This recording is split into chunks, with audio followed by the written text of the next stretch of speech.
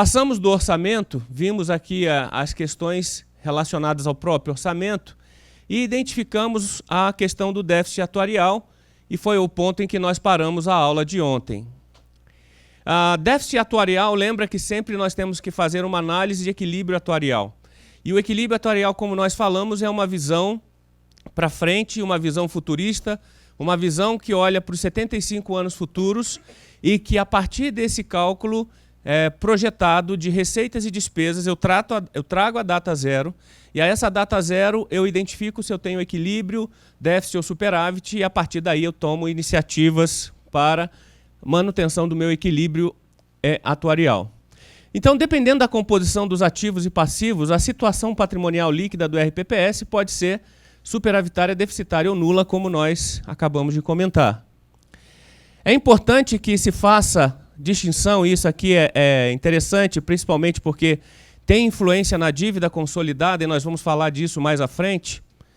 É importante que se faça distinção entre o termo passivo atuarial, que é o somatório dos compromissos líquidos do plano, e o termo déficit atuarial, que é a diferença entre os compromissos líquidos e os ativos financeiros garantidores do sistema de previdência já capitalizados. Um tem relação com o fluxo, o outro tem relação com o estoque do montante das suas obrigações. Sempre olhem dessa maneira. Quando eu falo de um déficit atuarial, eu estou analisando um fluxo projetado de receitas e obrigações que, a data zero, vai me apresentar uma necessidade de aporte adicional de recursos. Isso é déficit atuarial. Quando eu falo de um passivo atuarial, e isso representa, isso tem influência na dívida consolidada, o passivo atuarial, na verdade, ele é somatório de todos os compromissos líquidos do plano, ou seja, os compromissos que eu tenho a realizar. Veja que aqui o passivo atuarial em si, ele tem também relação com a própria contabilidade patrimonial, influenciando os registros patrimoniais que eu vou executar, tá certo? Essa diferença é sutil, mas ela é muito importante para a gente, na hora que nós formos analisar a dívida consolidada, a gente possa entender a diferença básica entre um e outro. Outro ponto, os impactos da amortização. Os valores relativos à amortização do déficit atuarial pagos pelo ente público serão considerados nos cálculos atuariais em seus respectivos exercícios financeiros. Se nós estamos falando de déficit, e se déficit tem relação com o fluxo, veja que a análise desses cálculos acontecerão também nos fluxos respectivos, ou seja, em cada exercício financeiro, lembra que eu comentei com vocês que há uma atualização, eu tenho que fazer uma nova avaliação atuarial, então essa avaliação atuarial, por consequência, também deve ser revalidada e considerada em cada exercício financeiro. Com isso, o regime próprio só será afetado patrimonialmente pela amortização desses valores no momento da atualização do registro da provisão matemática ou previdenciária. E aí foi o que eu comentei com vocês. Quem fala sobre isso é a portaria 403 do Ministério da Previdência. Essa portaria que manda que a atualização deva acontecer anualmente. Então, o que isso significa em termos práticos para a gente? Nós vamos ter que fazer essa atualização e a atualização dos registros e dos cálculos das provisões matemáticas, inclusive em termos patrimoniais, apenas no momento da atualização, que será quando? Anualmente, que acontecerá a cada exercício a partir de um novo fluxo identificado, levando em conta variáveis de que sentido?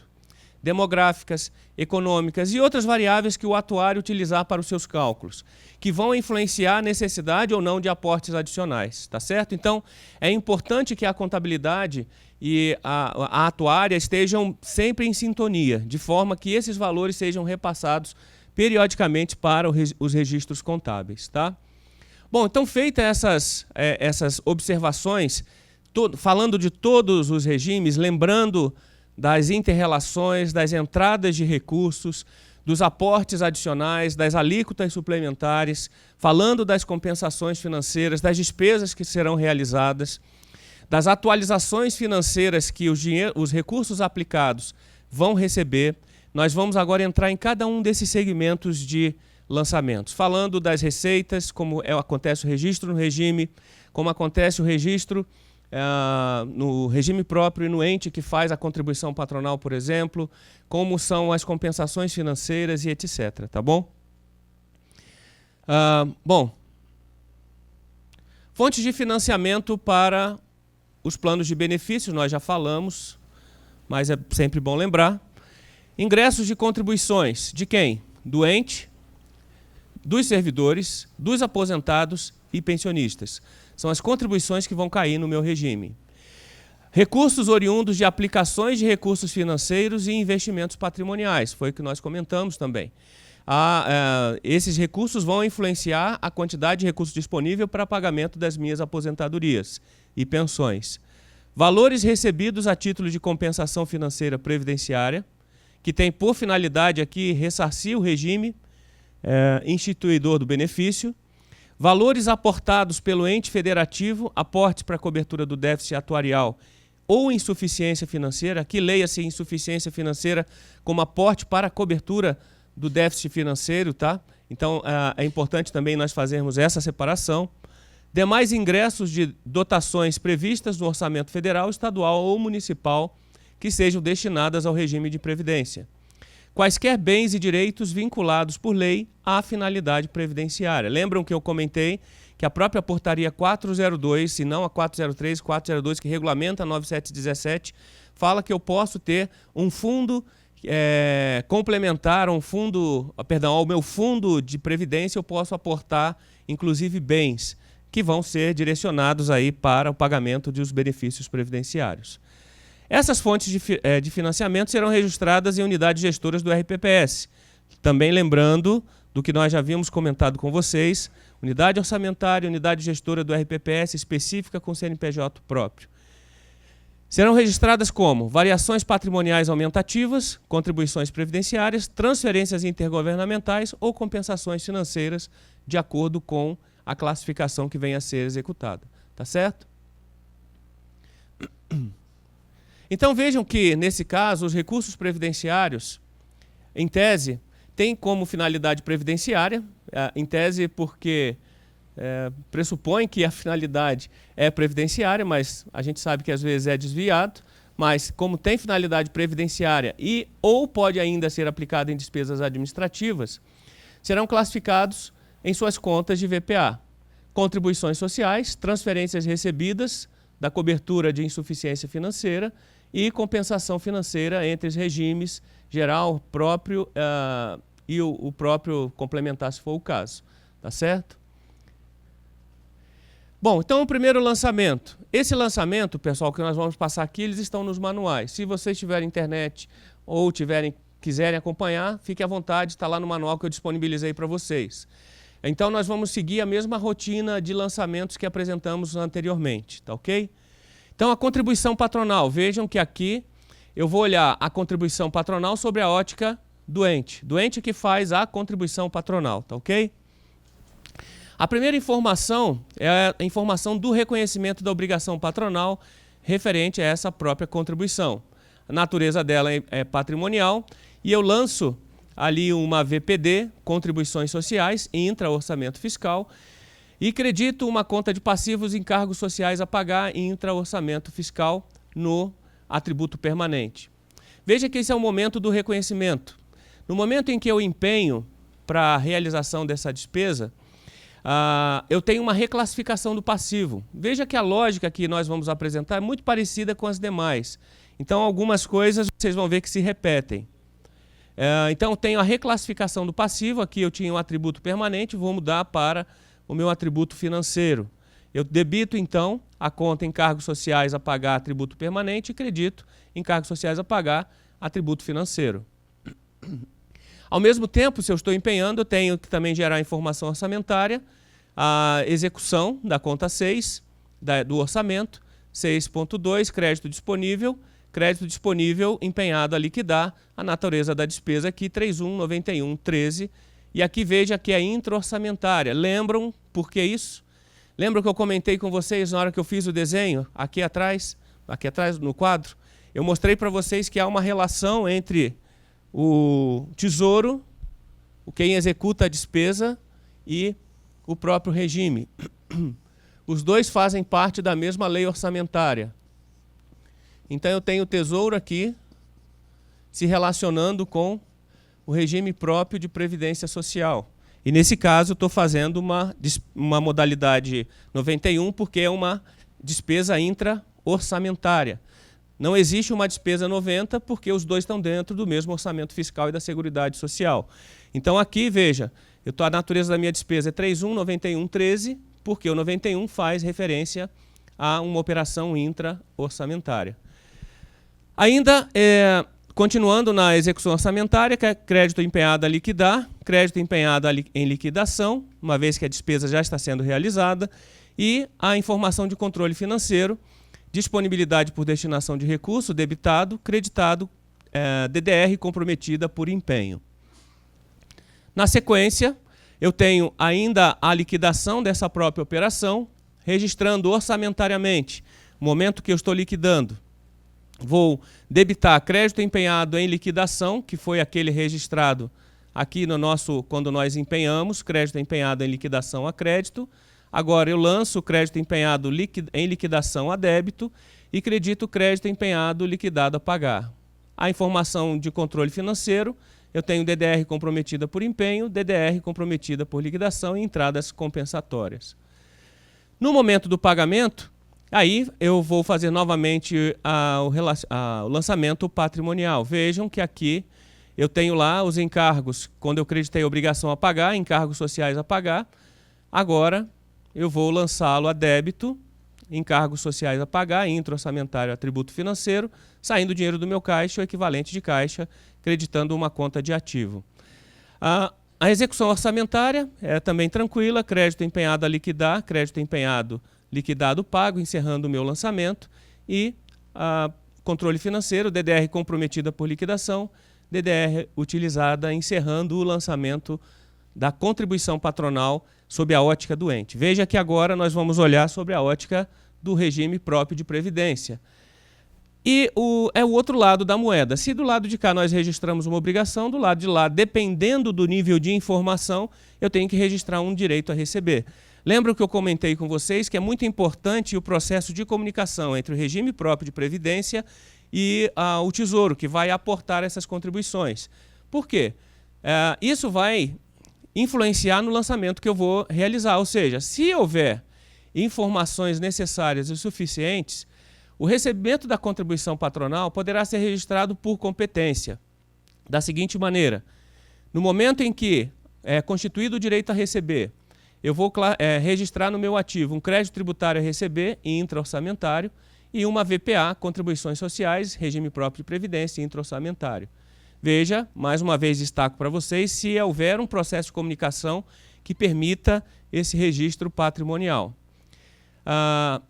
Registro ainda patrimonialmente caixa e equivalente de caixa debitado no momento da arrecadação da minha contribuição e baixando ali o meu crédito tributário a receber, dando baixa aqui na conta que eu havia lançado como direito no meu ativo, no meu patrimônio, executando então, por consequência, no momento da arrecadação, um lançamento aqui de um fato permutativo.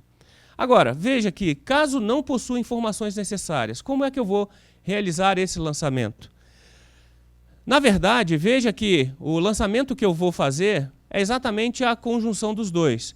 Eu vou fazer lançamento a débito de caixa, equivalente caixa, quando entrar a arrecadação do dinheiro no meu cofre, e lançar uma VPA das contribuições sociais. Veja que o lançamento é exatamente esse. Se não houver, eu só vou registrar exatamente no momento da minha arrecadação, debitando caixa equivalente caixa, financeiro, e creditando lá contribuições sociais, RPPS e intra-orçamentário. O que eu perco? O registro da minha obrigação a receber. Por quê? E veja, pensem comigo, eu só vou registrar um direito a receber se eu tiver a informação de que eu vou receber. Se eu não tiver essa informação, não tem como eu registrar.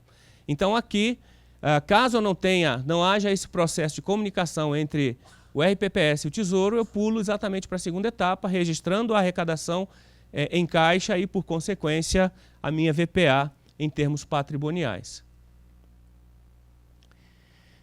Em ambos os casos, o RPPS deverá efetuar os seguintes lançamentos orçamentários de controle: receita a realizar, receita realizada, classificada a 7 por ser intra-orçamentária, e a informação de disponibilidade, controle financeiro, controle da disponibilidade de recurso, creditando disponibilidade por destinação de recurso, fechando. Veja que há uma sequência de ingresso financeiro que não muda independentemente da classificação patrimonial que eu venha executar, tá ok? Então esses são os lançamentos, pessoal, para a contribuição patronal. Não me parece muito difícil. Se houver a necessidade de pagar a contribuição patronal, não for paga, final de mandato, e existe o parcelamento. Como é que deve ser analisado isso sob a lógica dos registros contábeis? Veja, então, aqui quero destacar para vocês duas coisas, aspectos orçamentários e aspectos patrimoniais. E o Josley, se não me engano, ele mandou uma mensagem questionando sobre o contrato de rateio de consórcios, acho que você recebeu a minha mensagem. O registro contábil vai ser muito parecido. Por quê? Quando, aqui, olhando para trás, voltando aqui, quando a gente vê o lançamento patrimonial, a gente vê claramente o lançamento registrando uma obrigação a pagar. E veja que quando eu empenho, vamos imaginar que eu tenho empenhado efetivamente essa obrigação, ele sai do atributo permanente e passa para o atributo financeiro, ou seja, já tem uma obrigação de curto prazo, a lógica seria essa. Primeiro aspecto a ser considerado nessa classificação ou reclassificação é o seguinte. Primeiro, ele não pagou. Se não pagou, ele tem ali um resto a pagar, esperamos que tenha dinheiro para poder combinar com 42 em termos orçamentários, tá? E tem dinheiro para ficar em resto a pagar para o ano seguinte.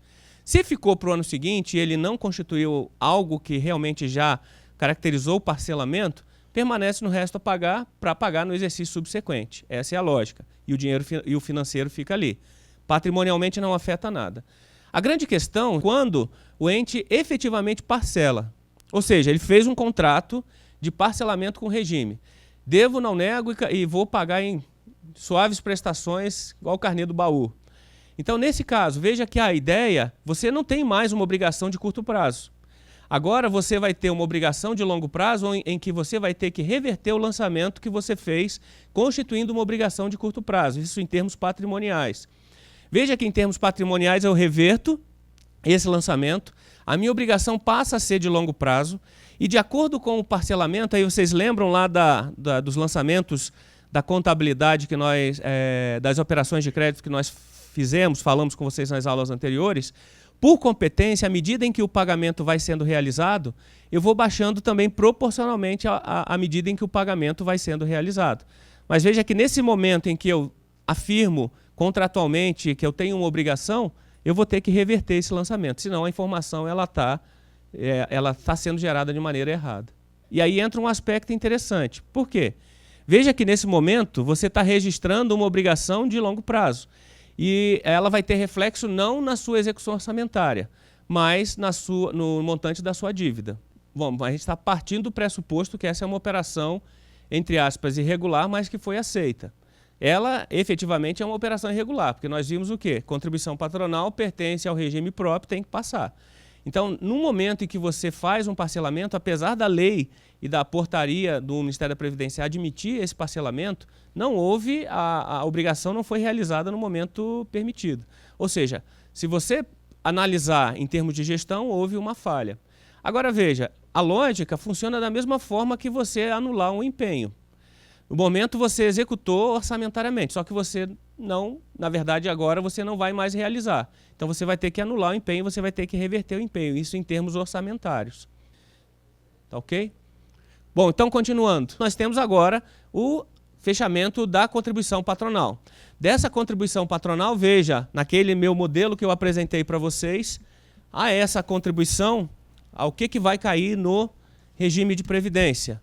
Primeira dessas receitas tem a ver com a patronal. A segunda agora são as contribuições dos servidores.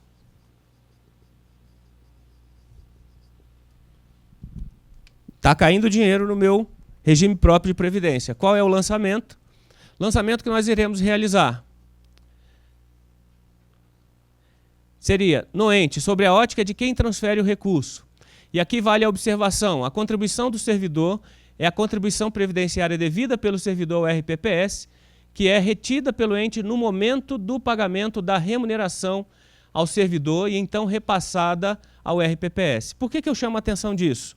Porque nesse caso agora, pessoal, veja que o momento em que o recurso vai ser aportado no regime tem relação com o pagamento da remuneração e não com a constituição inicial da obrigação a pagar do meu salário. Veja que no momento, existe um momento da obrigação que eu constituo do salário e mais à frente o momento em que eu vou realizar o pagamento. Então vejam, primeiro momento aqui eu tenho uma remuneração a pagar. O ente vai reconhecer a obrigação a pagar com os salários dos servidores. Registro patrimonial, vou realizar uma VPD, remuneração de pessoal ativo, abrangidos aqui pelo RPPS, no valor de R$1.000. Os valores são importantes para a gente entender os lançamentos, tá? E registro uma obrigação no passivo de pessoal a pagar no valor de R$1.000 também. Isso reconheci. Momento seguinte, vou empenhar essa despesa. E veja que eu empenho a despesa com a mesma lógica que nós apresentamos anteriormente. Só que nesse caso, veja aqui, a natureza da despesa não é mais 91. Por quê? Eu não estou passando uma receita intra do Tesouro para o regime. Na verdade, agora eu estou pagando o salário dos servidores realizando uma despesa 90. Então, eu estou constituindo essa obrigação. E vou aqui registrar a informação orçamentária, crédito disponível, crédito empenhado a liquidar no valor total da minha folha, 1.000, registrado em 3190XX aqui. Ainda crédito empenhado a liquidar a liquidação no mesmo valor e a informação de controle financeiro, destinação por recurso, disponibilidade por destinação de recursos, DDR comprometida por empenho no valor total de 1.000. Na sequência, eu vou fazer a minha liquidação. Crédito empenhado a liquidação, crédito empenhado liquidado a pagar no valor total e crédito controle financeiro, DDR comprometida por empenho, DDR comprometida por liquidação no valor de R$1.000 também. Na sequência, vou pagar o salário. E agora, veja que o que eu realmente vou creditar na folha dos servidores não é mais o valor integral de R$1.000. Apesar da minha folha ser de 1.000, o que eu vou creditar na conta dos servidores é o valor líquido das contribuições, tá certo? Então, veja que agora eu já faço a minha apropriação, o reconhecimento da minha obrigação a pagar ao regime. Então, veja que nesse caso, no pagamento do salário, eu vou registrar a baixa da minha obrigação a pagar, pessoal a pagar no atributo financeiro, no valor de 890, e o registro, é isso mesmo, e a saída de caixa, o equivalente de caixa no valor de 890, que seria o valor líquido das contribuições. Ao mesmo tempo, eu faço o reconhecimento da obrigação a transferir para o regime de previdência, registrando, debitando lá os restos a pagar para poder fechar com os valores que eu registrei patrimonialmente aqui, anteriormente. Eu tenho lá o pessoal a pagar. Agora, eu vou fechar os dois valores, pessoal a pagar, que eu vou pagar para a folha de salários líquida, e o valor dando baixa também na minha obrigação a pagar, de 110, que é a diferença, a soma, né, de 890 com 110 para 1.000, registrando lá um valor no passivo, transferindo do pessoal a pagar, transferindo para o valor de uma obrigação a pagar com o regime próprio de previdência decorrente de retenções sobre vencimentos e vantagens. Veja que eu só estou fazendo um fato permutativo para reclassificar a minha informação da obrigação a pagar que eu tinha com os servidores. Na verdade, eu não tenho mais obrigação a pagar com os servidores e agora eu tenho uma obrigação a pagar com o meu regime de previdência. Registrei patrimonialmente uma obrigação com a previdência a pagar. Executo orçamentariamente, crédito empenhado liquidado a pagar, crédito empenhado liquidado pago pelo pagamento dos 890, e a DDR comprometida por liquidação, DDR utilizada pelo valor dos 890. Veja que nesse primeiro momento eu estou apenas, no momento do pagamento do salário, reconhecendo a minha obrigação para com o RPPS. O pagamento vai acontecer subsequentemente. E o recolhimento ao RPPS. Nesse momento eu tenho vou debitar a obrigação que eu tinha registrado no RPPS, retenções sobre vencimentos, e baixar o meu caixa equivalente de caixa, realizando orçamentariamente. Crédito empenhado liquidado a pagar, crédito empenhado liquidado pago, 110, e o controle financeiro DDR comprometida por liquidação. Então, essa parte nós fazemos aqui o lançamento do recolhimento ao RPPS. Na sequência, eu tenho agora a arrecadação da contribuição previdenciária, caixa do no RPPS eu tenho a arrecadação da contribuição previdenciária, demonstrando a entrada de recursos no caixa do RPPS, creditando uma FPA decorrente das contribuições ao segurado, no valor de 110. E a realização da receita, e não com a conta 7, como nós havíamos registrado na contribuição patronal, mas a natureza da receita diferenciada da conta anterior. E a informação do controle da disponibilidade de recursos. O que eu queria chamar a atenção para vocês aqui também, veja que aqui nós estamos falando do pagamento também do salário, e nesse momento o meu pagamento do salário aconteceu ao mesmo tempo em que eu reconheço a obrigação a pagar com o regime. Na sequência, veja que eu vou fazer o pagamento do meu regime, executando orçamentariamente e executando também financeiramente. Veja que a diferença ela é bem sutil, mas ela vai refletir exatamente dois momentos, e foi por isso que eu deixei aquela tagzinha amarela lá em cima, destacando que, primeiro, eu tenho que reconhecer o salário a pagar. Segundo momento, eu tenho que fazer a apropriação, tirando o meu salário a pagar, passando para a minha obrigação com a RPPS a pagar, isso em termos patrimoniais, e na sequência fazendo os dois pagamentos, tá certo? O próximo item, encargos sobre contribuições patrimoniais recolhidas fora do prazo. Veja que, nesse caso, não houve um parcelamento, simplesmente eu paguei fora do prazo, era para pagar dia 15, eu paguei dia 20, tá? Houve uma necessidade de atualização monetária. Como é que vai acontecer? Veja que as contribuições patronais recolhidas pelo ente ao RPPS fora do prazo podem ser acrescidas de encargos moratórios, multas, juros, atualização monetária de acordo com a legislação específica de cada ente. Veja que o verbo que eu coloquei ali foi intencional, dizendo que podem. Por quê, pessoal? Dependendo da legislação, eu posso até atrasar e não pagar com juros, tá certo? O que não é certo, tá bom? Mas veja que pode existir. No caso da legislação específica estabelecer que há a necessidade de correção, de acrescer esses encargos moratórios, qual lançamento vai ser feito? Lançamento de reconhecimento de juros, multas e atualização monetária. Eu lanço lá uma VPD contra uma obrigação a pagar, juros e encargos de mora a pagar, encargos sociais a pagar, registrando dessa maneira a minha obrigação. O lançamento relativo ao reconhecimento patrimonial de juros será sempre o mesmo, e a atualização monetária será sempre o mesmo, ainda que efetuado em exercício posterior à execução orçamentária. Por quê, pessoal?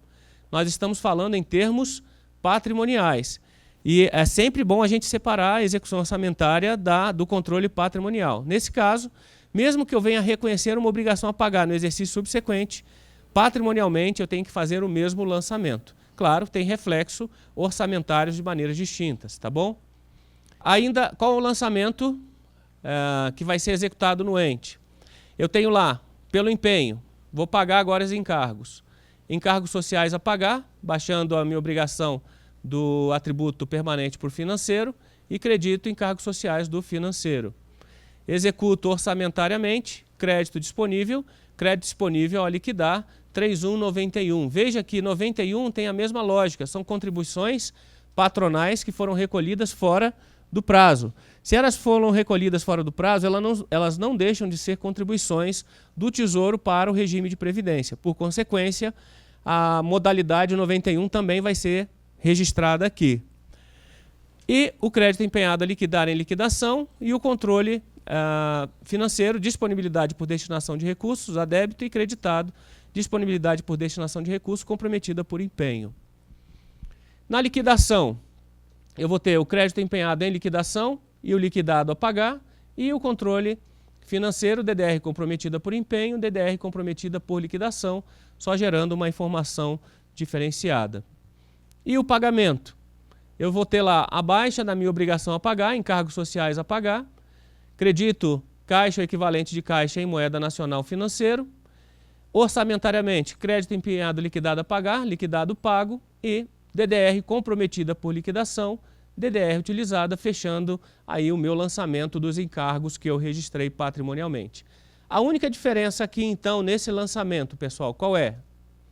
É o controle, o registro patrimonial que eu faço desses encargos.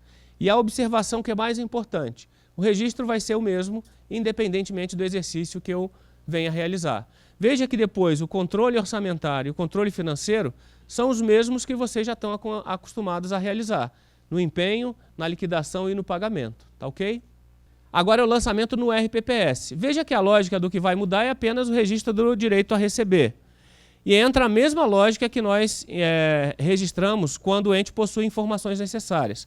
Se ele possui informação necessária, eu registro o direito a receber e depois eu registro a VPA. Caso ele não tenha informações, eu vou fazer caixa contra a VPA. Vai ser a lógica da mesma contribuição patronal. O que vai fazer a diferença é exatamente a comunicação entre o RPPS e o Tesouro. Então veja, registro por competência dos encargos, vou registrar no RPPS um crédito tributário a receber, lá na minha conta de ativo, e uma VPA, juros e encargos de mora. Isso fazendo o meu lançamento patrimonial. Na sequência, no momento da arrecadação, eu vou dar entrada no caixa equivalente caixa e dar baixa no meu crédito tributário a receber e intra-orçamentário que eu havia registrado como direito. Isso se houver informações. Caso ele não tenha informações, como nós já havíamos comentado, ele vai fazer o lançamento direto, caixa equivalente de caixa, creditando lá uma VPA, juros e encargos de mora, referente à alteração patrimonial que ele teve. Veja que, como eu havia explicado para vocês, o lançamento é exatamente debitando o caixa equivalente de caixa e creditando juros e encargos de mora, caso eu não tenha as informações necessárias. Orçamentariamente, eu vou realizar a minha receita realizada, e veja que agora eu vou utilizar a natureza da receita com a modalidade 7, classificando-a como uma receita intra-orçamentária. E financeiramente eu tenho controle da disponibilidade por recursos e disponibilidade por destinação dos recursos.